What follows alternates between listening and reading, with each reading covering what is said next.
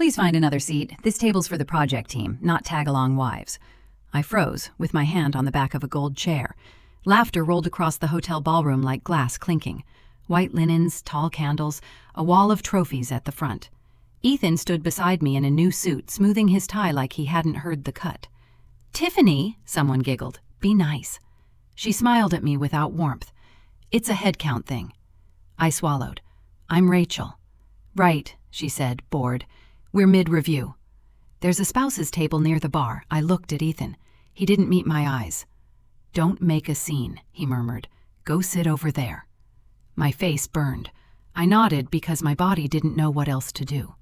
I walked past white roses and chilled champagne toward a small round in the back where two women from accounting were already whispering. Someone laughed again. My chest tightened. I kept my smile stuck in place and stared at a menu I didn't read. The ballroom glittered. The ceiling dripped chandeliers. Ethan and Tiffany leaned together over a shared program, his shoulder angled her way. When the server poured me water, the glass rattled against the plate. I set both hands in my lap to keep them still. That was the first time I said nothing when I should have said everything. Ohio mornings didn't care about hotel ballrooms. The next day, the suburb looked like it always did. Trimmed lawns, sprinklers sweeping, the yellow bus squeaking to a stop at the corner. I tied my daughter's shoe while my son chased the dog with a slice of toast. 10 years of marriage, 2 kids, 5 and 8. Same cul-de-sac, same neighbors. I told myself the gala was a misunderstanding. I told myself we were fine. Ethan started staying late. He said the new construction project kept extending deadlines. "Clients keep shifting specs," he sighed, like a man carrying the whole state of Ohio on his shoulders. He smelled different. Expensive cologne with a sharp edge that didn't belong to our house. I found it on his shirts at midnight and paused with my nose in the cotton, heart flickering, telling myself it was a sample from the mall. The phone was always face down.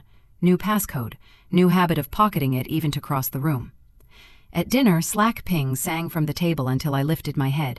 Then the sounds went silent like they'd never happened. I brushed his sleeve, reaching for the salt. He jerked away. "Stop hovering. You're smothering me." My chest tightened. My smile didn't. "Can we try no phones at dinner?" "God, Rachel," he laughed without humor. "You nag all day." It kills my motivation. I stared at the bowl of green beans until the words stopped ringing. The kids kept eating, like they'd learned to skip over this part. He started waking at 6 for the gym. "Trying to get back in shape," he said, tossing a shaker bottle into a new duffel. "Brand new sneakers by the door. A membership I hadn't heard about until the charge hit the card. It's good for me," he added, pecking the air near my cheek, already halfway out. "Good," I said. "Finally taking care of yourself." My gut hummed an uneasy tune, but I turned up the radio and loaded lunch boxes. Our 5-year-old colored at the counter while I packed grapes. "Daddy's friend Tiffany likes blue slushies," she chirped. My hand stilled. "Who's Tiffany, honey?" "You're imagining things," he said, not looking up. "Don't start." My throat went dry. I squeezed the dish towel until it dripped on the floor. The SUV's odometer jumped by hundreds each week.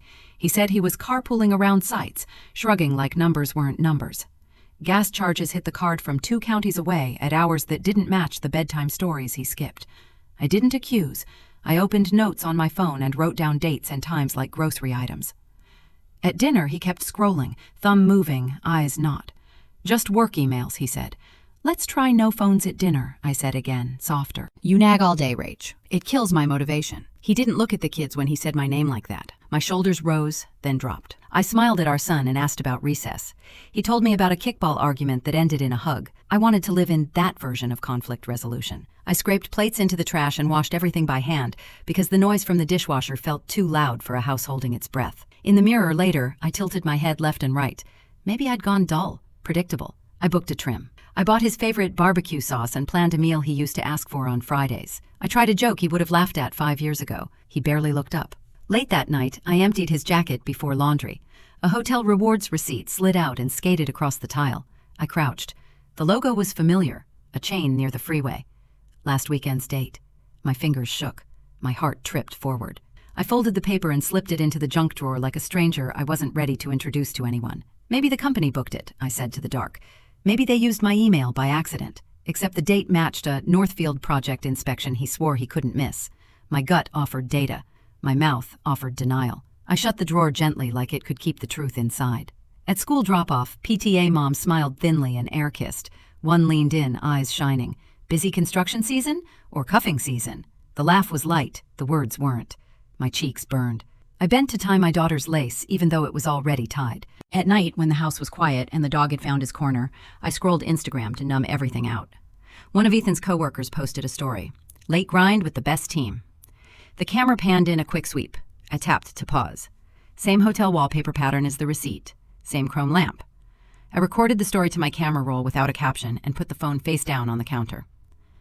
The next morning smelled like coffee and wet grass. I poured 2 bowls of cereal. He took his to the car with a spoon, saying he'd eat on the road. "You're late," I said, handing him his thermos. "Always," he joked, kissing the air again. The front door swung and clicked. The kids ate with their heads bent together, whispering about who would get the blue swing after school. I packed their backpacks and tucked permission slips into folders. I rubbed the dog's ears until he groaned with happiness. Normal kept trying to happen. I let it. That weekend we went to the park. The kids ran to the slides. I spread a blanket while Ethan checked his phone 3 times in 1 minute. "Go play with them," I said, light as I could make it. He stood, pocketed the phone, and jogged toward them. 10 seconds later, he slowed to a walk and turned back, glancing down at the screen again. When the kids waved, he waved back without moving. I thought about saying something loud. I stacked cups instead. Back at home, I grilled the barbecue chicken. He took 1 bite and set his fork down. "Dry," he said, scrolling. "I'm heading to the gym." "It's Sunday," I said. "We could watch a movie." "Can't," he stood. "Leg day." "Since when do legs have days?" I tried to make it a joke. He didn't laugh. "You wouldn't get it." The words landed like a door closing in the middle of a sentence. I cleared plates and loaded the dishwasher by myself. The kids argued about a puzzle piece.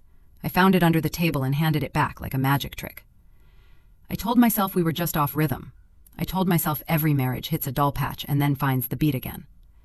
I tucked the kids in, read the same book twice, and turned off the lamp. Later, in the dim of the living room, I pulled out the shared iPad to upload photos from the park. The battery screen flashed, then home. A messenger icon bloomed in the corner. I tapped it without thinking. The app opened already signed in to Ethan's Facebook Messenger. Unread messages lined the sidebar like stacked plates. One name pinned at the top. Tiffany H. I didn't breathe for a second. The blue glow lit my hands. My finger hovered and trembled. Somewhere in the house a pipe clicked. Somewhere on the street a car passed. I tapped her name, just once. And everything changed. The kitchen was quiet enough to hear the fridge hum. I sat at the island with the shared iPad, ready to upload photos from the park. The messenger icon opened on its own, already logged into his account. A list of names filled the left side, blue dots blinking like little alarms. At the top, Tiffany H. I touched the screen. Their thread opened in a wash of blue bubbles, laughing emojis, hearts. "Ethan, can't stop thinking about your laugh today. Tiffany, you looked hot in that hard hat." My breath got thin. "Hard hat?" I said to the empty room, and the word jumped me back to his Northfield project trip, the one he said ran long because of inspection issues. I scrolled up, the messages stacked like receipts you don't want to read. "Ethan, you make me feel alive again. Ethan, she doesn't get me the way you do. Ethan, I'm counting minutes till I can see you." Each sentence hit sharp. I bit the inside of my cheek so I wouldn't gasp and warn the house. I kept scrolling. Voice clips waited in the middle of the screen. I pressed one because I needed to hear what he sounded like when he wasn't here. His laugh poured out, looser, younger, mean. "She still prints grocery lists," he said. "She's allergic to fun." A pause, and then Tiffany's voice, bright and smug. "Poor guy. You're stuck." I closed my eyes. His voice kept playing anyway in my head, the way it warmed for someone else while it froze me out at our table. I set the iPad flat and kept going. Photos appeared. Hotel mirrors. A wall with the same pattern I'd seen in that Instagram story from his coworker. One message read, "Room 212 again, wink face." Another, "Bring the champagne next time." I leaned back, reached for the drawer, found the hotel rewards receipt from last weekend, and laid it beside the iPad. The date stamp matched the timestamps in the thread. My pulse slowed. The noise in my head cleared. I started taking screenshots, thumbs steady. Every bubble captured with the little time and date tucked under it, like labels on jars. In between the flirting, the cruelty worked its way in. "Ethan, she'll never find out, too trusting." Then a photo of the kids' drawings on our fridge. "Ethan, can't wait till it's just us." My hand trembled for a second. I rested it on the counter and waited for the shake to pass. I didn't say a word. The house didn't either. I tapped the menu and hit Download Chat History. A progress bar crawled across the screen. I plugged in a flash drive and named a folder Project Calm. Every click sounded louder in the quiet kitchen. It felt like sealing boxes after a flood. Not rage, not panic, just work that had to be done. When the download finished, I dragged the file to the drive and ejected it, then slipped the drive into my jeans pocket and pressed my palm over it. Not for revenge, I said into the room. For protection. The air felt stale. I walked to the sink, ran cold water, and splashed my face. Drops ran off my jaw. My reflection blurred and came back. Ethan's new cologne still hung on the back of my throat from his jacket. I dried my face on a dish towel, folded it in half, and folded it again until the edge sat clean. I exhaled, long and even. My hands quieted. I called Karen. I didn't trust my voice, so I started with her name. Karen. I just opened his messages. She didn't fill the silence. Okay, she said. How bad? Worse than bad, I said. It's real. Another second of breathing on both ends of the line. Then her voice tightened in the way it does when she's building a plan. All right. Back up everything. Screenshots, full downloads. Don't delete anything. Don't message him. No crying on the phone with him. Just proof. I nodded, even though she couldn't see me. Okay. I'm coming by if you need me, she said. I'm fine, I lied. I just need to organize. That's you, she said. Organize the truth. I hung up and fed paper into the printer. Screenshots spilled out warm and curling at the edges. I trimmed the borders with kitchen scissors so the timestamps didn't get chopped. I stacked each page face up on the counter. Messages, photos, hotel shots, the line about too trusting. The picture of my kids' art jammed in the middle of the lies. I labeled a manila folder Personal Records and slid the pages in one by one. The kitchen light flickered once. I didn't look up. I flipped the first photo over and said, okay, just to move air through the room. A thread stopped me. Tiffany. My husband's too fat and lazy to notice. Ethan. We're both trapped in boring marriages. I shook my head slowly. You're not trapped, I said, to them, to the paper. You're just lying. I opened my calendar app and matched his excuses to the messages. Late meeting, client dinner, site visit. Every one had a twin on the thread with Tiffany. Bubbles full of timestamps and inside jokes and can't wait and left the office early. It lined up so perfectly it felt like a worksheet. Receipts, screenshots, dates. Repeat. I didn't cry. My body wanted the clean, quick chaos of a breakdown. I gave it the slower thing instead. Certainty. I scrolled all the way to the top. The first message was 7 months back, our son's 5th birthday week. Tiffany. Wish you didn't have to go home so early. Ethan. Family photos tomorrow. Gotta play the part. I covered my mouth because something ugly tried to climb up my throat. No sound came out. I lowered my hand, inhaled through my nose, and kept going. I pulled the iPad cord and tucked the tablet under a couch blanket. I didn't want the kids stumbling across his blue bubbles when they went to watch cartoons in the morning. I opened my laptop, plugged in the flash drive, and moved a copy of Project Calm into a hidden folder. The progress bar slid along while the house ticked and settled, like houses do when they think no one is listening. My phone buzzed. A text from Karen. You good? I typed back. Not good, just awake. I stared at the words. They sat correctly on the screen. I put the phone face down, then picked it back up, then faced it down again because I needed one thing in the room to listen. I carried the file to the hall closet and slid it behind the winter scarves. I shut the door and pressed my forehead to the wood for a second. The dog wandered over, tail low, and leaned against my calf. I ran my hand along his back until his breathing matched mine. Down the hall, the bedroom door was half open. I pushed it with my toe. His shoes were by the rug, angled neatly like he'd been careful. The light from the bathroom nightlight washed the room in a low yellow. Ethan lay on his side, one arm out, mouth parted. His phone sat on the nightstand, screen dimming, a tiny streak of fingerprint across the glass. I stood there and watched him breathe. I didn't touch him. I didn't shake him awake and throw pages in his face and scream all the words that had collected in my chest all week, all month, all year. I wanted to. My palms heated with it, but the folder in the closet felt heavier than any shout I could deliver. The flash drive in my pocket felt like a lock that needed the right key, not the right noise. I walked back to the kitchen and ran water in a slow stream. I rinsed the scissors. I wiped the counter. I put the printer paper back in the drawer. I made tea I didn't drink. I sat at the island again with the iPad tucked away and the charger coiled neatly beside it. I looked at the chair he usually pulled out with his foot and the place where his phone always sat, face down. The room felt wrong in ways I could finally name.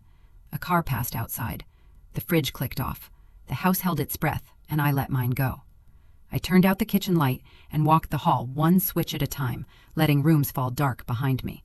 In the doorway, I watched his back rise and fall. My eyes stayed open while the window turned from black to charcoal to the first hint of morning. The dog snored at the foot of the bed. Somewhere down the block, a trash can lid clanged. I blinked slow.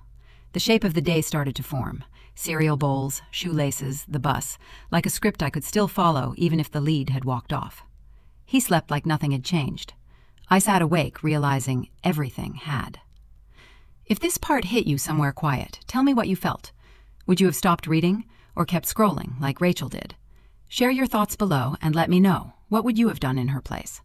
Make sure you subscribe and follow, because in the next part, Rachel stops being the one who discovers and starts being the one who plans. Sun bled through the blinds and striped the dresser. Ethan hummed while he knotted his tie. He smoothed the fabric, checked his reflection, and leaned over me with that clean, practiced kiss. "Big day," he said, tapping his phone. "Client walkthrough." I slid his coffee across the counter. "Drink it before it goes cold." He gulped, wiped his mouth with his thumb, and grinned. "Look at you, domestic champ." I didn't flinch. I packed the kids' lunches, zipped their backpacks, and tied 2 small shoes without missing a loop. He watched like a supervisor. "You're quiet lately," he said. "I'm on schedule," I answered. He left with a whistle, keys spinning around a finger. The door clicked. The dog yawned. I wiped the counter once, then again, until the cloth came up clean. My phone buzzed. Karen. "You didn't sleep, did you?" "No." "You ready to move?" "Yes." She gave me a name and a number, each syllable slow and careful. "Mark Renner. He's solid. You don't have to be brave today, just be thorough." "I can do thorough," I said. The diner smelled like burnt sugar and coffee. Late morning lull. A neon clock hummed. A man with a folded sports page looked up when the bell rang and then looked down again. Mark slid into the booth across from me. Ex-cop build, plain wedding band, shirt that had seen stakeouts. "I'll need photos, dates, maybe plates," he said. "Places they like, patterns they fall into, names of anyone who might cover for him." I passed him a folder. Screenshots, receipts, the hotel reward slip, a page of dates in my tight handwriting. He thumbed the stack and gave the smallest nod. "You've done half my job." "I'm an HR coordinator," I said. "Documentation is my love language." He smiled at that. Not big, just real. "All right." "Ground rules. No confrontation. You let me collect, you stay invisible. If he tries to sniff around, you act normal." "He's not the only one who knows how to act normal." 2 weeks, he said, tapping the folder. "You'll have proof even a tired judge can't ignore." I sipped black coffee and watched steam lift in slow threads. 2 weeks. The days built a rhythm. Work, school, groceries. A soccer practice where the ball kept hitting someone's shins and everyone laughed anyway. Mark texted in short lines that fit on one screen. "Met Tiffany. Confirmed same car. Thursday, 3:42 p.m. Motel off Route 31. Airbnb. Key code entry. Same location as last week." I cooked dinners that didn't burn. I corrected homework with a pencil and patience. I loaded the dishwasher while Ethan stood 3 feet away and scrolled, smiling at whatever sat behind the glass. "Good mood?" I asked, drying a pan. "Great team," he said. "Finally feels like I'm doing something meaningful." He brushed my shoulder as he passed. I didn't jump. He didn't notice. My phone pinged when I sat in the car at the pharmacy. Mark again. "Got them. Got them. Clear shots. Thursday, 3:42 p.m. A file link opened. The first photo caught Ethan's hand on Tiffany's back, guiding her through a door like he owned the air around her. The next frame took them mid-laugh. The third landed on a metal key box, his wrist bent, her face turned toward him, open and easy. I held the steering wheel until my knuckles pressed white and then let go.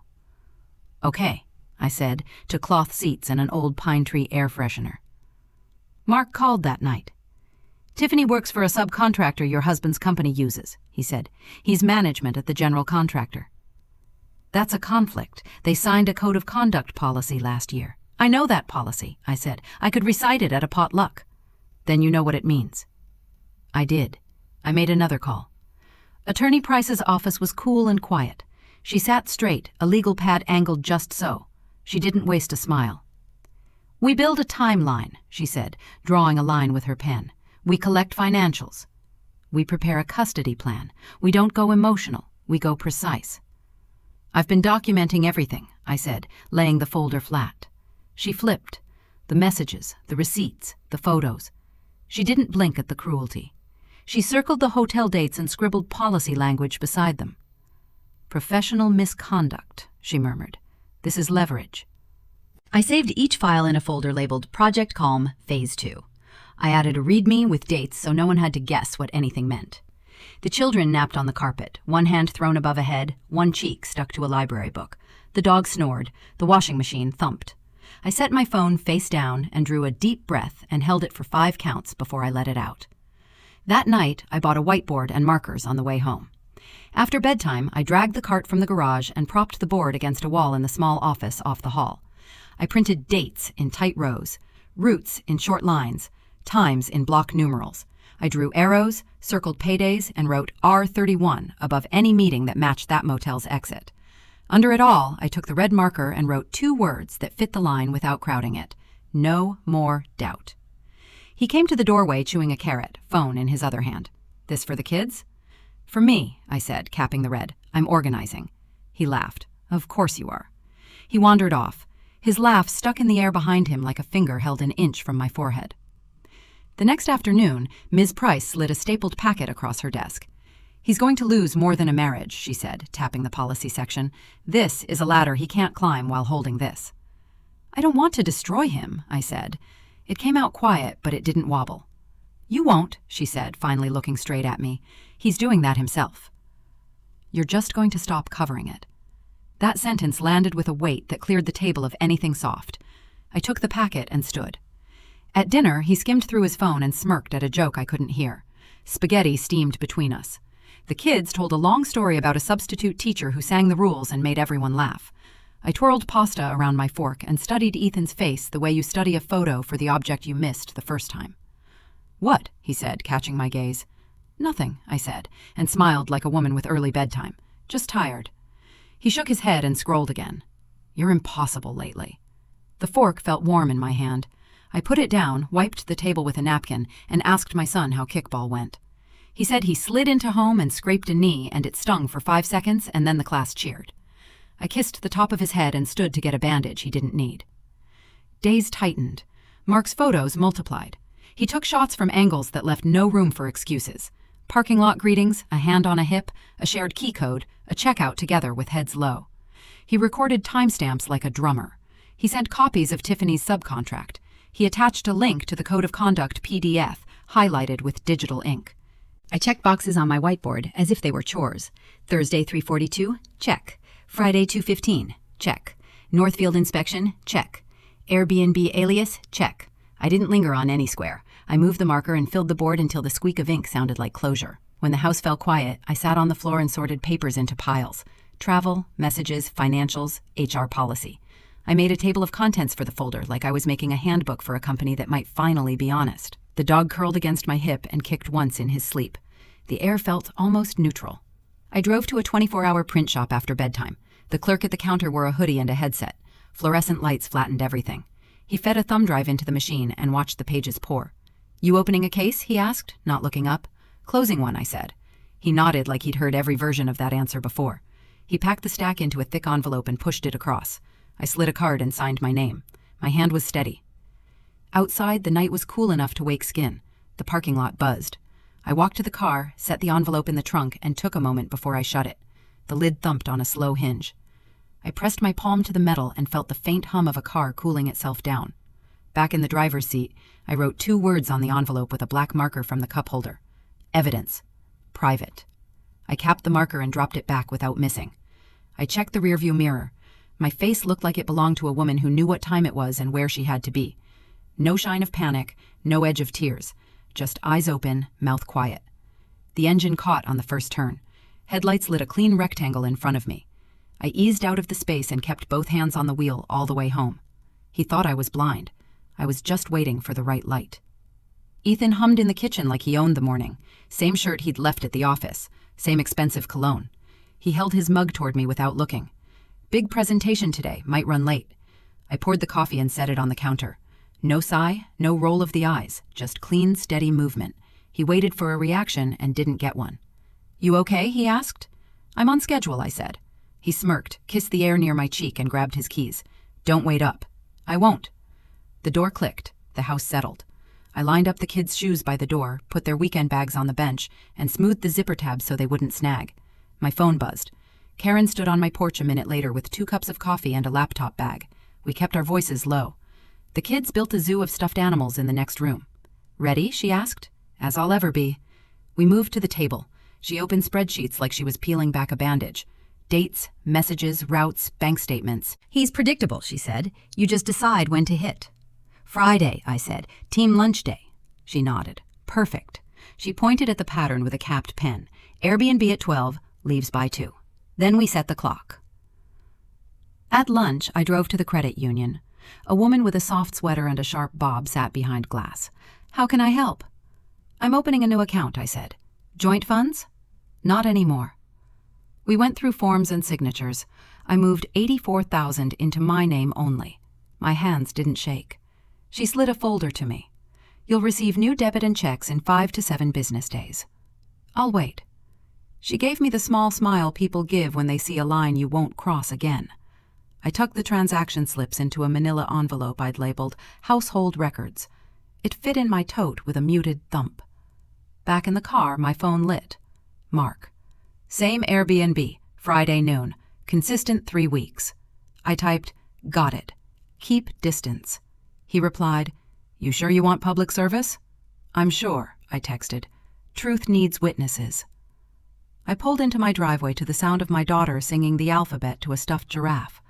I hugged them both, said we'd go to Grandma's tomorrow, and packed their favorite pajamas. Small things went in first, not because I was sentimental, but because they needed to feel routine. That afternoon I sat across from Attorney Price again. Her office smelled like paper and peppermint tea. She placed 3 crisp folders on the table, each tabbed in neat black print. "We filed divorce, custody, and asset freeze together," she said. "Noon Friday." "That's when he's with her," I said. "Perfect," she said. "He'll be served at work. Public setting, no attempts to corner you later. Let's make it clean." She studied my face the way I'd studied timelines. "Rachel, once we pull this cord, there's no going back." "I'm not going back," I said. That night, Karen and I sat on my living room floor. Labeled folders circled us like points on a compass. She handed me 3 USB drives and a bag of binder clips. "USB's here." "Good," she said. "No drama, just facts." "Send it at the right minute," I said. 11:59, she answered, "before the papers land." After the forms filed at the bank again, I rented a safe deposit box. The clerk slid a metal drawer across the counter. Inside went the USB labeled Project Com, the photos, the financial transfers, a printed copy of the HR complaint. "Want to list a secondary name?" the clerk asked. "No one else needs access." The key felt heavy in my palm. I placed it on my own keyring, not next to anything of his. That night, he sprawled on the couch, scrolling. He sighed loud like I was supposed to comfort him. "Long week," he said. "You wouldn't understand." "You're right," I said. He looked up, searching my face for the old tell, the twitch, the flinch. I smiled, soft and even. It confused him. He went back to his phone. In my chest, something finally sat still. Friday morning, I packed the kids' bags with the easy rhythm of any normal weekend. "You're going to Grandma's," I told them. "Mini vacation." "You're coming later?" my daughter asked, wrapping both arms around my waist. "Soon," I said, kissing her hair. "Be good." My mother pulled up, eyes knowing but gentle. I buckled buckles, checked straps, and waved until the car turned the corner. The house went quiet so fast it sounded like a held breath. I didn't feel it. My phone buzzed at 11:32. Mark. "They've met." Route 31, arriving 11:40 a.m. At 11:41, Price. "Documents filed, service papers ready." I typed one word, "Proceed." On my screen it looked cold. It felt like relief. At 11:59, Price's HR email left my outbox. I watched the sent confirm, then closed the laptop. It was done. I cleaned the counter. I wiped the sink. I pressed down the trash to make room for nothing. At 12:07, Mark sent a single photo. Ethan at a restaurant table with Tiffany. He was mid-laugh. A process server stood at his shoulder, handing over a manila envelope. Tiffany's eyes were wide, her mouth a hard line. Ethan looked down. His lips moved. The words didn't matter. At 12:15, Price texted, "Filed, recorded, acknowledged." "Thank you," I replied. I put the phone face down and let my hands be empty for a second. The clock ticked. The refrigerator hummed. The dog stretched, toes splayed, and dropped his head back with a thud. "Karen, it's done." "So am I typed. I went to the window and pushed it open. A clean band of cool air moved across my face. Outside, a lawn service trimmer whined 2 houses down. The sound didn't bother me. I held my breath, then let it go, long and easy. I walked to the hallway and set the kids' shoes straight, not because they needed it, but because I could. I opened the pantry, checked the cereal, closed it again. I poured water, drank half, and put the glass in the sink without rinsing, because I wanted the mark on the rim to sit there for a minute and mean nothing. The phone buzzed one more time. I didn't pick up. I pulled a fresh folder from the drawer and wrote a new label with the thick black marker. Served. I drew one straight line under it and capped the pen. The cap snapped with a clean click. I thought of the last few months, the passcode, the late nights, the smell of someone else's perfume on a shirt I'd washed. I thought of my daughter's blue slushy story and my son's kickball slide, and the way Ethan's laugh sounded in those messages, lighter, crueler. I had felt small inside that laugh. Not today. I tucked the HR copy into the new folder and dropped it into the file bin. I put the safe deposit key in the small dish by the door. I straightened the dish because that's what I do when I claim a space. The house stayed quiet. No chaos. No verdict read aloud. Just the truth standing up on its own legs. When the clock turned 12:30, I reached for my phone and set an alarm for nothing. Habit. Then I deleted it. I didn't need bells to tell me what time it was anymore. I wiped the kitchen table. I folded the dish towel. I chose a playlist that didn't remind me of anyone, enough noise to hear my own breath. The dog wagged once and settled. He'd built a life on slips and winks and doors that closed behind him. I had spent weeks tying every loose thread into something solid. The air moved through the house the way it should.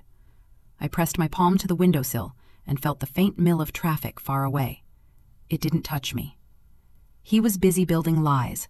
I was busy building exits. Friday at noon, I folded warm towels at the kitchen table and listened to the house breathe. The dryer ticked. The dog thumped his tail, then went still. Somewhere, not here, the match had already touched the fuse. I smoothed a washcloth and set it on the stack. The phone buzzed. Mark, a single photo. Ethan and Tiffany mid-lunch.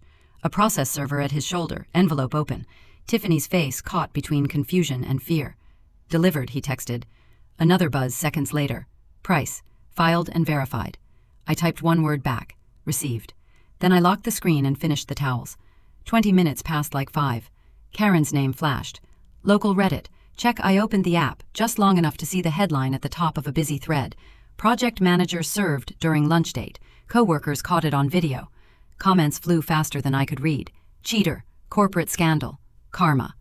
A grainy clip looped of Ethan's hands shaking while he tried to hand the envelope back. I closed the app and placed my phone face down on the table. At 1:24 p.m., Mark again. Derek got his summons too. Tiffany's husband, the police sergeant. Same hour, same clean hit. I exhaled once through my nose. Good, I said to the quiet room. No celebration, no smile. Just balance sliding into place. By late afternoon, the screenshots started to seed themselves. Coworkers whispered in group chats. Someone posted a TikTok over a pop song. When HR walks into your lunch date with legal papers. Ethan's name edged onto the local Reddit sidebar and bled onto LinkedIn, where people used words like ethics and policy as if they were new. I didn't post anything. My silence did more than any caption. The phone rang. Ethan.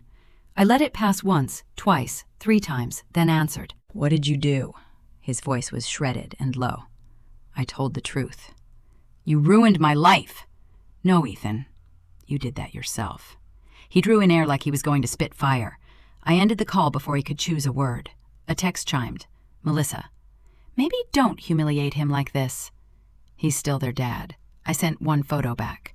The hotel receipt laid beside his message where he laughed about my 9-to-5 boring life. The typing bubble appeared, then vanished. She didn't write again. By Monday, HR had circulated a memo about conduct violations. Ethan called in sick and then didn't call at all. Tiffany resigned for personal reasons. His photo disappeared from the company website like it had never been there. By Friday, a client posted a careful note on LinkedIn about maintaining professional boundaries. I read it and kept scrolling. At drop-off, PTA moms glanced at me, then at the sidewalk. One waved, too brightly. Another said, "Crazy week, huh?" Someone posted in the neighborhood Facebook group, "Anyone know what happened to the Harris couple?" Replies stacked up. "Check Reddit. It's all over LinkedIn. He cheated with his coworker." I clicked away and tied my daughter's scarf. The truth didn't need my help to spread, I told Karen on the phone that night. "You don't want to say anything?" she asked. "No. The evidence already screams." We both laughed softly, a tired laugh with edges worn smooth. No gloating, just air moving again. Ethan switched to messages. "You have no right. This isn't who you are. Take it down or I'll sue for defamation." I replied once. "Every word is verifiable." "Sue yourself." Then I blocked his number and set my phone back in its quiet face-down place. Tiffany flailed online for a day. A story. Some people just love drama. Her comments filled with old coworkers tagging each other, adding eye rolls and dates. Within 24 hours, her account went private. Mark sent one last line. Derek filed for separation. Custody incoming. I deleted the message and put the phone on the charger. A recruiter Karen knew reported back midweek. No one would touch him. His email signature still said project manager, but his inbox might as well have been a canyon. On LinkedIn, under a post about second chances, the comments read like a wake. Polite, distant, final. The man who micromanaged every detail couldn't manage his story. It broke without my hands on it. He tried one more call from a blocked number. I let it go. He tried a new email address with 2 numbers at the end and a line about clearing the air. It went to spam. The dog still needed feeding, the dishwasher still beeped, the kids still shouted for snacks after school. Life stayed ordinary while his tilted. That afternoon, Karen texted a screen recording from the neighborhood forum, a thread titled Leadership Matters. It was a full circle of parents scolding each other, a mix of lectures and clucks. I put the phone down and folded a t-shirt. The cotton smelled like detergent and sunshine from the line. Ordinary one. He sent a message through his sister because he couldn't reach me. "Tell her she's making a mistake," Melissa read. "Tell her I can fix this if she stops." "Tell him he can't fix what he chose," I said, "and I've stopped." She swallowed, nodded, and looked at the ground. "We believed him," she said. "I'm sorry." "Apology accepted," I said. Truth took care of itself. Word edged into the office park where he used to swagger, into the break rooms where he used to speak too loudly. A coworker put a subtweet on Twitter about leaders who think policies are for other people. It got 10 likes and one reply that said, "Say less." I didn't need to hear the jokes. I knew how they sounded. They were the same jokes he used to laugh at, just pointed the other way. For a few hours on Wednesday, my name trended in a neighborhood gossip chat as Rachel from HR.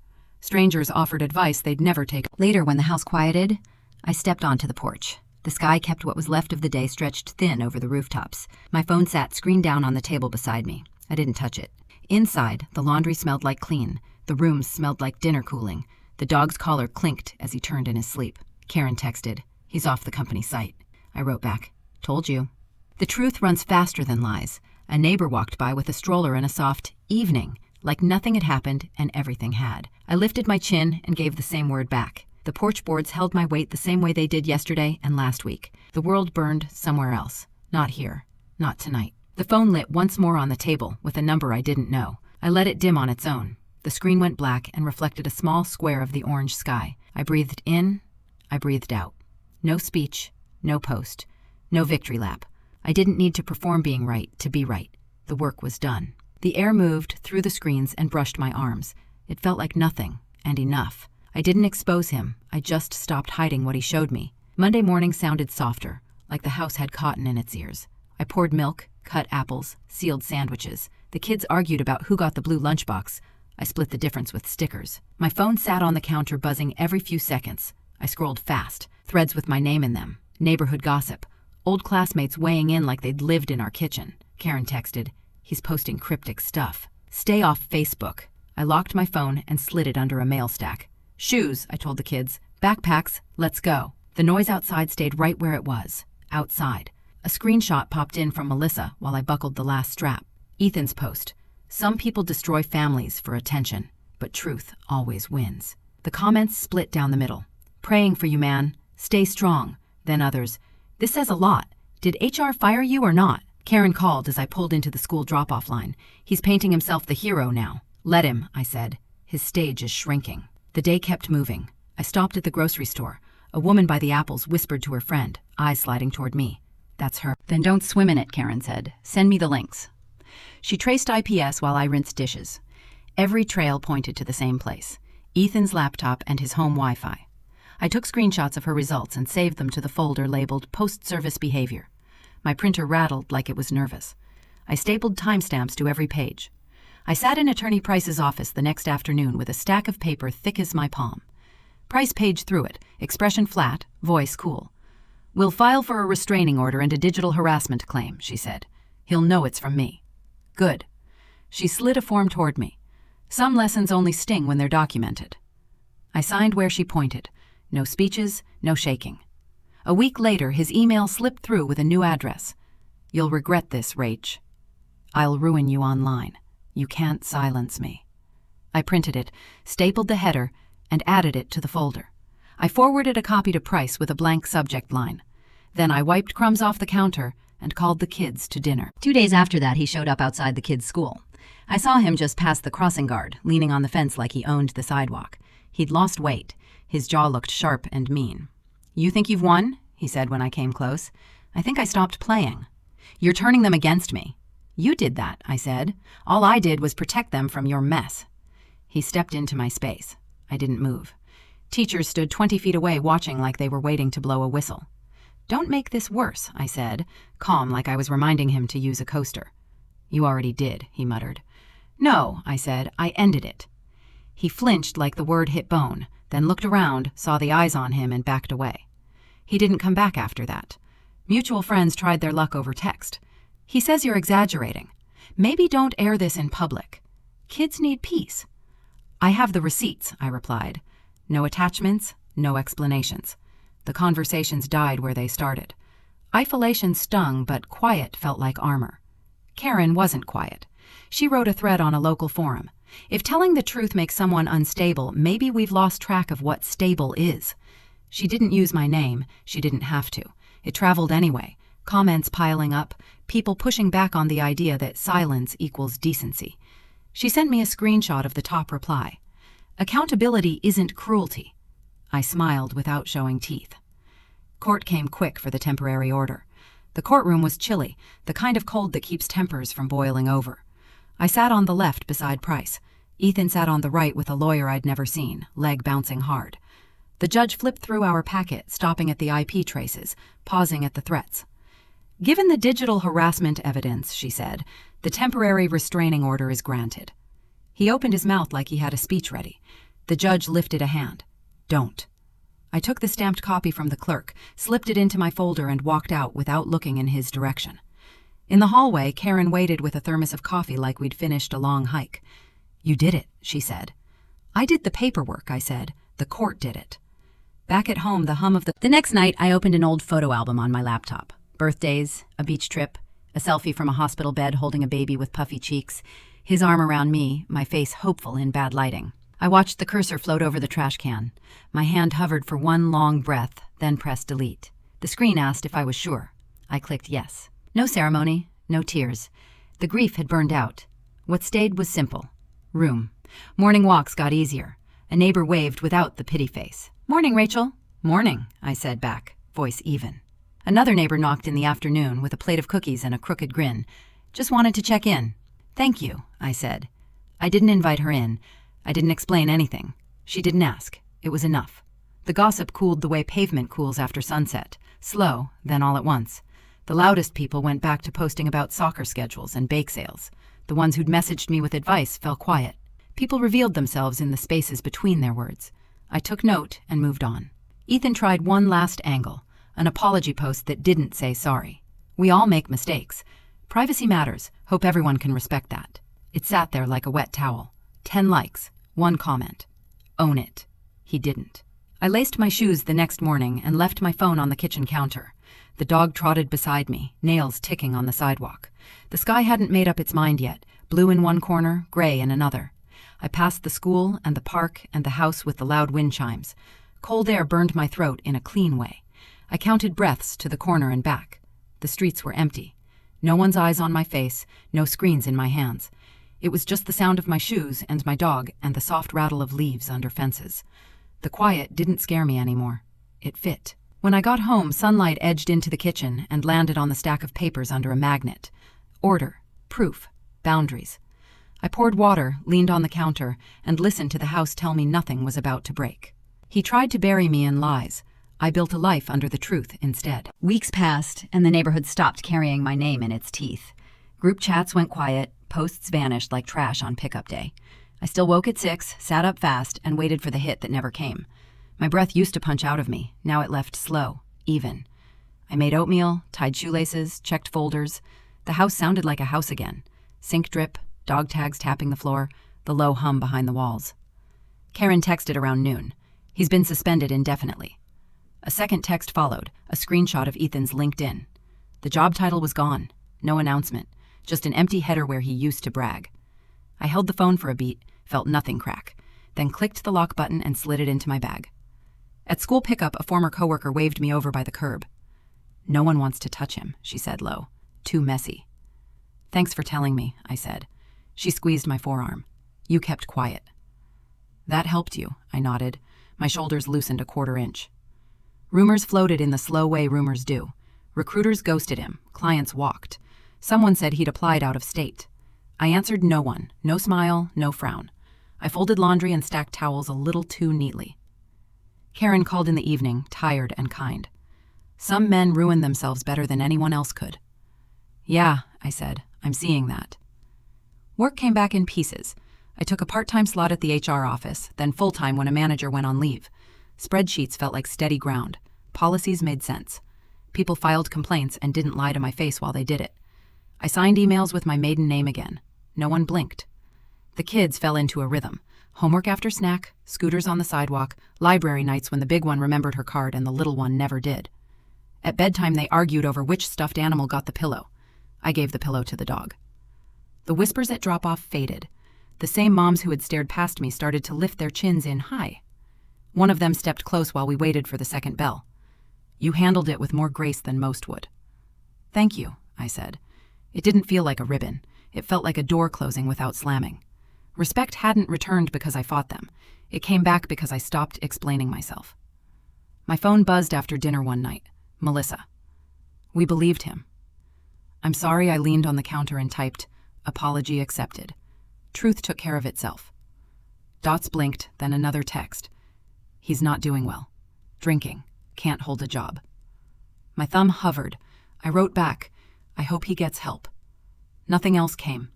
I put the phone face down and rinsed the plates. A day later, Mark sent an update I hadn't asked for. "Derek finalized. He has custody. Tiffany moved." I read it once and put the phone away. Justice didn't need me in the front row. It had other work to do. The only time I felt the dip was late, parked in my driveway with the engine off. The house lights were off. The dog watched me from the window like he'd forgotten my shape. The stillness pressed at my ears until I heard my own breath push back. I rested my forehead on the steering wheel and let the quiet count my heartbeat. Winning a war I never asked for didn't feel like winning. It felt like being allowed to stop running. I met the same cashier at the grocery every Tuesday.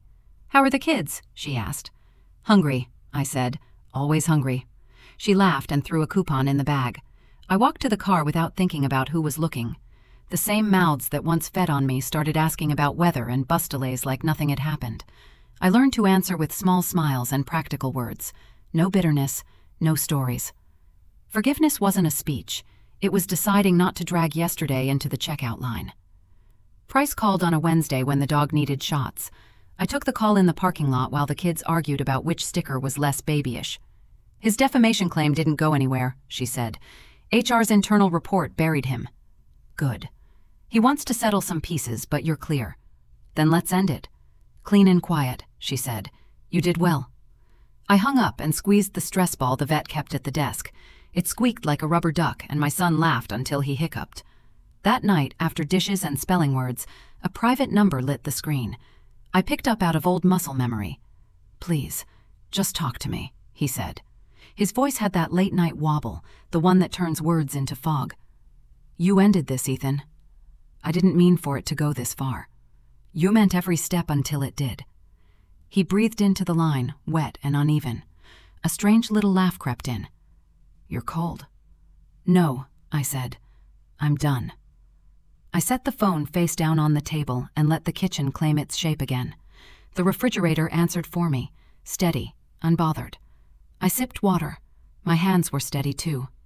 I looked around the room like I was seeing it new. Toys on the rug, a dish towel over the chair the dog wasn't allowed on, a half-drunk glass of wine I didn't need anymore. Life hadn't collapsed. It had quietly sorted itself into something livable. I whispered, mostly to hear how my voice sounded when it wasn't defending anything. Justice doesn't always shout. The hum behind the drywall carried the sound away and kept it safe. The next morning, I didn't wait for the alarm. Bare feet on cool tile, blinds half open, thin lines of light across the counter. I poured coffee and leaned on my elbows. My chest felt roomy. Not happy yet, but free. The war wasn't asking for me anymore. Karen swung by around 9 with 2 cups and a stack of gossip she claimed wasn't gossip. We sat on the porch steps with the cups warming our palms. "So it's over?" she asked. "Mostly," I said. "Feels weird when peace shows up, huh?" "Yeah," I said. "It's not loud like I thought it'd be." A kid from 2 houses down wobbled past on a bike, legs pumping, mouth open in a laugh that pulled his head back. My son ran after him with a baseball glove, not to catch anything, just to be part of the moving. Karen nudged my shoulder. "You going to keep that maiden name?" "I already did." "Good," she took a sip. "I like this version of you." "I do too," I said, and felt it land. Later, I cleaned out a drawer and found an old key fob from Ethan's office. I turned it once in my hand and dropped it in the donate box. The sound it made was small, like a coin. I closed the flaps, taped them shut, and slid the box by the door. No ceremony, just space. That evening, the kids built a pillow fort in the living room and charged me $1 to enter. I crawled through the flannel and bumped my head on a baking sheet they called a shield. "Watch it, Mom," my daughter said, grinning like she owned the patent. We ate popcorn on a blanket while the dog pretended not to beg. I didn't check my phone. I didn't look at the window to see who might be walking by. Outside, the wind pushed leaves around like loose paper. Inside, the air held. A message from Melissa arrived after the kids were asleep. "He moved again," she wrote. "Says it's temporary." "Okay," I replied. "Thank you for not making this uglier," she sent. I stared at that line and felt my jaw unclench. "No one needed more ugly," I wrote back. There was no answer, and that was all right. Karen texted one last time before bed. "Proud of you," she wrote. "You didn't take the bait." "That's harder than screaming thanks," I wrote. "Screaming is easy. Quiet is work." "Sleep," she said. "I will," I wrote, and did. A week later, I stood in the yard and clipped back a bush that had grown wild while I was busy with everything else. The branches gave way with a fast snap. My arms warmed. I worked until the shape made sense again. No music, no thoughts I wanted to keep. Just clipping and clearing. The kids ran laps with the dog. I waved at the neighbor who used to duck behind her minivan when she saw me. She waved back and came closer. "Yard looks good." "Thanks," I said. "You look good too," she added, almost shy. "Thanks," I said again, and meant it. Outside, the courthouse smelled like warm concrete and copy paper. I let the door close behind me and stood there a second, breathing normally for the first time in a long time. The judge gave me the house, joint custody, and added a line confirming his asset concealment. Price read it once more in the hallway, just to be sure. I nodded. We both knew what it meant. Stability, boundaries, a life that didn't depend on anyone else's mood. I spent the first weekend alone in the house while the kids stayed with my mom. No TV, no music, just work clothes and a paint tray. I rolled a pale, warm color over the living room walls until the old shade disappeared, one careful pass at a time. I changed the frames on the mantel. First day of school smiles, Halloween costumes, me with the kids at the county fair, Karen's arm around my shoulder in a booth with too much pie. I put the wedding portraits in a cardboard box and taped it shut without writing a label. His leftover shirts went into donation bags. The closet breathed again. Karen came by with pizza and paintbrushes. "Feels lighter already," she said, balancing a slice on a paper towel. "It finally smells like me again," I told her, sweat running down my temple. We painted until midnight, laughing at nothing and everything, and left the windows cracked so the new air could find its way in. Monday afternoon, I sat on a couch in a small office with a lamp that hummed. The therapist asked, "What do you want from this?" "To stop living like I'm waiting for something bad," I said. "Then let's build something steady," she answered. I nodded. No crying, no big speeches, just a longer exhale than usual, like I was setting a box down that I'd carried too far. The routines came back slowly, then all at once. Mornings meant cereal bowls and a playlist the kids picked, shoes by the door, jacket zipped, laughter returning in pieces until it didn't feel like pieces anymore. I shifted to HR consulting, part remote, part site visits, conflict mediation by day, dinner with my kids by 6. I wrote policy memos with the same clean tone I used to label the pantry. Calm had a sound again. Keyboards, dishwater, squeaky sneakers on the hallway floor. After a client meeting, I crossed a parking lot with the sun bouncing off car hoods. My phone buzzed with a co-parenting app notification. I read the schedule request, approved the pickup time, and put the phone away. No extra texts, no extra anything. Outside the kids' school, Ethan tried one last angle. He waited near the curb, hands in his pockets, hair long enough to look unfamiliar. "Kids need both parents, Rach," he said, voice flat, as if the sentence had been practiced. "Then act like one," I answered, looking him in the eye. He let out a tired breath. I turned and called, "Come on, bud, let's go." My son ran toward me, backpack bouncing. I held the strap while he climbed into the car. I didn't check if Ethan was still watching. It wouldn't change anything. At night, after teeth and stories and water refills, I closed their doors and walked the hallway slow. I made tea I actually tasted. No TV, no scrolling. Just a quiet room and a small flame. I lit a candle and let it burn low, the kind of glow you don't notice until the air softens around it. The house didn't feel empty anymore. It felt mine. On Saturdays, I bought soil and garden gloves and started learning the names of things. I pulled weeds with both hands, knees in the grass, sun on my shoulders. It was nothing fancy. It just looked like care. I joined the library's book club. First night, I listened more than I spoke. Second night, I laughed out loud without trying, and Karen squeezed my knee under the table like she'd been waiting to hear that sound. "You sound like yourself again," she said on the drive home. "I think I'm meeting her for the first time," I told her, and meant it. At dinner one Tuesday, the little one swung her legs under the chair and squinted at me like she'd found a secret. "Mom, you don't look tired anymore." "That's what broccoli does," I said. Both kids giggled anyway, forks tapping plates, the kind of laughter that lands and stays. I didn't chase the feeling or hold on to it too tight. It knew where to go. I blocked Ethan on everything except the co-parenting app. I deleted old voicemails and photos in small, practical batches, like cleaning out a drawer. Not angry, not sentimental, just done. After the kids' birthdays, I changed my number. I gave it to the school, my mom, Karen, and work. That night, I slept deep and woke up with the pillow in the same place I left it. A week later, Karen and I met at the coffee shop near the post office. Rain tapped the windows. She raised her cup. "To surviving stupid men and finding better Wi-Fi." "To boundaries and blackout curtains," I said. We clinked lids, and the laugh we shared didn't echo. It settled. 2 women in chairs, nowhere to be except exactly where we were. Late one evening, I took a glass of wine out to the porch. The street was quiet. Porch lights dotted the block like someone had drawn a line we all agreed to honor. My yard was trimmed, the flower bed willing to try again. I tucked my feet under me and breathed. No phone in my hand. The kids slept. A dog barked 3 houses down and then stopped. I closed my eyes, not to dream, but to listen. The stillness didn't ask me to fill it. The next morning, I flipped pancakes while the kids turned the kitchen into a hallway slide. Socks on tile. "No running," I called, laughing as I said it. They took the corner too fast anyway and crashed into me, all elbows and hair and apology that wasn't really apology. "Again," the older one said, already backing up. "Last one," I answered, chasing them a few steps, breathless, because I allowed myself to be. For a second, I forgot to carry the history of anything. That's how I knew I was healing. Not because it didn't hurt anymore, but because I could choose where to put my energy.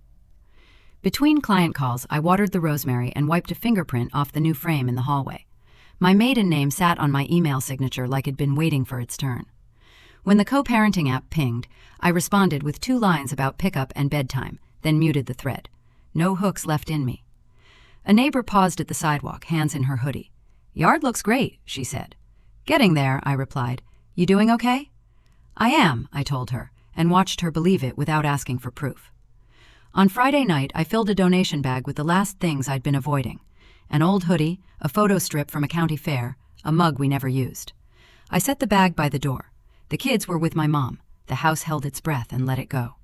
I folded a throw blanket, turned off the lamp, and checked the deadbolt like I always did. Habit can be comfort when it belongs to you. The following week, I parked outside the therapist's office with the windows cracked and the car radio off. When she asked how the week went, I told her about the kids' pancakes, the garden, the porch. She nodded and said, "That sounds like peace." "It feels like choices," I said.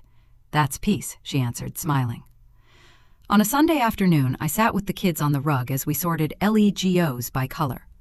The little one leaned her head on my shoulder for no reason at all. I rested my cheek on her hair and counted to 5 before I moved. Not because I had to, but because I wanted to memorize the weight of a head that won't always fit there. That night, after teeth and lights and just one more everything, I stood in the doorway and watched their chests rise and fall in the dim. I walked the hallway slow. The house glowed low and steady. Karen's voice from the coffee shop drifted back. "You sound like yourself again." And I said it out loud, not loud enough to wake anyone. "I finally am." I turned off the last light and stood in the quiet. No rush, no fear, just a room that answered me by staying still. Silence used to scare me. Now it sounds like freedom. 3 years after the divorce, I sat in my car by the soccer field with a thermos of coffee and sunglasses I didn't need. Parents chatted behind me about cleats and practice times. My son sprinted after the ball like the wind was cheering for him. Karen slid into the passenger seat, nudged my elbow and whispered, "Remember when you couldn't watch a game without doom-scrolling?" I laughed. Now the only drama I get is offsides. When the whistle blew, my son ran toward me with a man in a coach's jacket close behind. "Mom, this is Coach Ben. He says I've got good aim," I reached out. "He gets that from hitting walls at home." I raised a loud one, I said, and he grinned. No spark show, no big moment, just a steady comfort that didn't ask for attention. After that game, coffee runs became a habit. We'd linger on the sidewalk with paper cups, talking about pickup schedules and which fields turned muddy after rain. He remembered small things: my cinnamon latte, my dog's name, the author I was reading. One Saturday, we walked our dogs near the river. He teased, "You always walk like you're late." "I was married to a man who made me feel like I was," I answered. He didn't flinch or pity me. He only nodded, as if he understood more than he said. Karen caught me at the coffee shop a week later. She raised her cup. "So, Coach Ben, huh?" "He's just nice," I said. "Yeah, that's how it starts. Just nice. Then one day peace starts to look attractive." "You sound like a Pinterest quote," I told her. "If it fits, frame it," she said, and we both laughed. My kids liked him from the start. They called him Coach until it sounded too formal, then slid to Ben without asking. My daughter drew a picture at school: 4 stick figures at the park, too big, too small, the dog in the corner. I tucked it into a kitchen drawer. I didn't post it. I didn't need an audience for the first good thing in a while. One evening, an unknown number lit my phone. I answered. "Hello?" A pause, then, "It's me." Ethan's voice sounded thin, like air through a cracked door. "I miss what we had." I stood by the window. "You miss the version of me who tolerated lies." Nothing. Then the dull click of a hang-up. I blocked the number, set the phone down, and listened to the quiet work its way back into the room. On a Saturday, Ben helped me repaint the kitchen. "You sure about this color?" he asked, dipping a roller. "Yeah, it's cheerful without trying too hard." He smiled. "Like you." The kids chased each other down the hall. Music hummed from a little speaker. Light bounced off the fresh paint, and for the first time in a long time, the room looked like it belonged to the life we were actually living. We ate on the porch that night: grilled chicken, corn, and a salad I didn't overthink. Ben took a sip of iced tea and asked quietly, "You ever think about what you'd say to him now?" "Nothing," I said. "I already said everything when I stopped defending him." "That's something," he said. "It's peace," I answered, and he left it there. Later, brushing my daughter's hair, she asked, "Mom, are you and Ben married?" "Not yet." "Maybe someday. You know what matters most?" "What?" "That he's kind." Kindness isn't weakness, it's control. She nodded like she was tucking the sentence into a pocket and hugged me hard. The summer block party returned like it always did. Folding tables, citronella candles, kids on scooters. Neighbors who once whispered handed me plates and asked about the kids' camps. Ben passed out slices of watermelon and made easy conversation with a dad who never spoke to me before. Karen walked over with a plastic fork and a smirk. "You've got a comeback arc."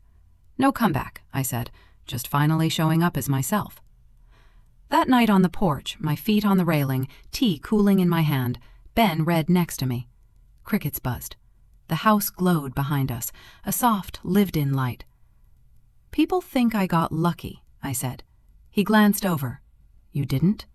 Luck had nothing to do with it, just boundaries. He squeezed my hand and went back to his book. Nothing about him asked me to perform. Nothing about me wanted to. Another evening gave me the only epilogue I ever wanted. I stood at the edge of the yard and watched the kids run relay races they invented on the spot. Their laughter rolled over the grass. Simple, steady. From the porch, Ben called, "Dinner's ready." 2 more minutes, I said, and he waved like 2 minutes mattered as much as an hour. I stayed in that spot long enough for the day to finish its turn without me rushing it. Sometimes I stare at my hands while the kettle heats, noticing they're a little more freckled, a little stronger. There's no mark where a ring used to be, not a ghost, not a bruise, just skin I take care of. When people tell me I'm lucky, I say, boundaries, grace, and the decision to stop protecting the wrong person. The next weekend after soccer, my son barreled toward me, sweaty and beaming. "Coach says I can try striker next game. We'll celebrate with pancakes," I told him. "Extra chocolate chips," he bargained. "Deal," I said, and he high-fived Ben like they'd planned it. We drove home with the windows cracked, a grocery list growing between jokes and snack requests.